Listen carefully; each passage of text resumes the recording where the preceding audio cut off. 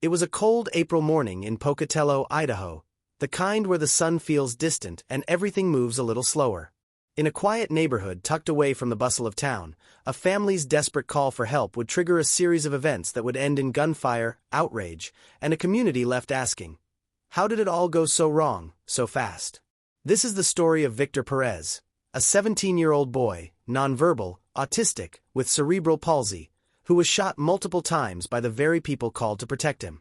This is a story not just about one tragic incident, but about what happens when fear, misunderstanding, and a lack of proper training collide in a matter of seconds.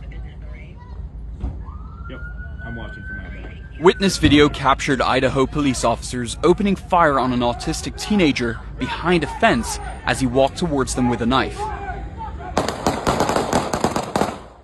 17-year-old Victor Perez, described by his family as nonverbal, autistic, and intellectually disabled, was hospitalized in critical condition and had 9 bullets removed from his body and his leg amputated, according to his aunt. At least stop him. If you have to shoot, okay, only one. But what the heck? What was that? 9 bullets. They took 9 bullets. Who was Victor Perez? Victor wasn't like most teenagers, and that made him special. To those who knew him, Victor was sweet, affectionate, and full of quirks that made his family smile. He didn't speak, but he had a way of making his feelings known, with a glance, a gesture, a sound. He was born with cerebral palsy and diagnosed with autism at an early age. His world was structured, predictable. His mother, his family, they were his lifelines. But like many teenagers with developmental disorders, Victor sometimes struggled.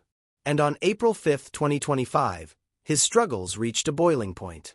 Just after 9 a.m., a 911 call came in from the Perez household. The family was frightened. Victor was having a meltdown, a violent one. He had picked up a knife and was acting erratically. A neighbor, desperate to keep him and everyone else safe, called the police for help. She didn't want Victor hurt. She wanted someone trained to calm him down. Someone who understood what to do. But the help the family received would soon spiral into a nightmare. A neighbor phone video recording shows the officers arriving quickly. Within seconds, and I mean literal seconds, Victor is seen laying on the floor, knife in hand, not charging, not lunging, simply there.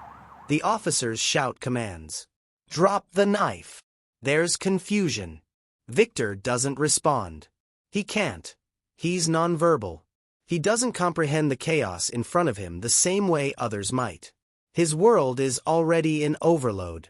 Then, in a flash, gunshots. 9 shots fired. All of them hit Victor. In the stomach, in the shoulder, in the leg. He crumples to the ground. No time was given. No de-escalation. No attempt to talk to the mother, who was just feet away. No waiting for mental health crisis intervention. Just gunfire. Victor was rushed to a nearby hospital, fighting for his life. He underwent multiple surgeries.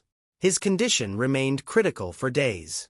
His mother, devastated, appeared on local news, barely holding herself together. A neighbor had called the police to protect her son. But now, he might never walk again. The city of Pocatello was shaken. Protests erupted. Advocates for people with disabilities demanded accountability. How could this happen to a boy like Victor? As of today, the officers involved remain under investigation. No charges have been filed. Officials claimed the officers feared for their lives. But critics argue, was Victor truly a threat? Or was this a failure of training, of empathy, of recognizing the signs of someone in crisis, not criminal intent? This case echoes others across the country. Incidents where people with autism or other disabilities are met with force rather than understanding. Pocatello Police Chief addressed the incident. In situations like this, officers must make decisions in seconds. They assess threats, not just to themselves, but to those nearby. In this case, 2 individuals were within a few feet of an armed, non-compliant individual. The risk was immediate, and the situation rapidly evolved. Victor's shooting raises a bigger, more painful question. How do we train our police to handle those who see the world differently? Less than 12% of law enforcement agencies require autism-specific training. Many officers aren't taught how to recognize the signs of sensory overload, nonverbal behavior, or how to de-escalate without shouting commands. Victor didn't need bullets. He needed patience, compassion, time.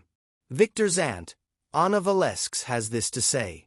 They didn't even say what's going on. The kid was there. He was already on the floor. He was standing. He was not going after police. He has impairment. He can barely walk. He can barely walk. And people who is around here, they can tell that.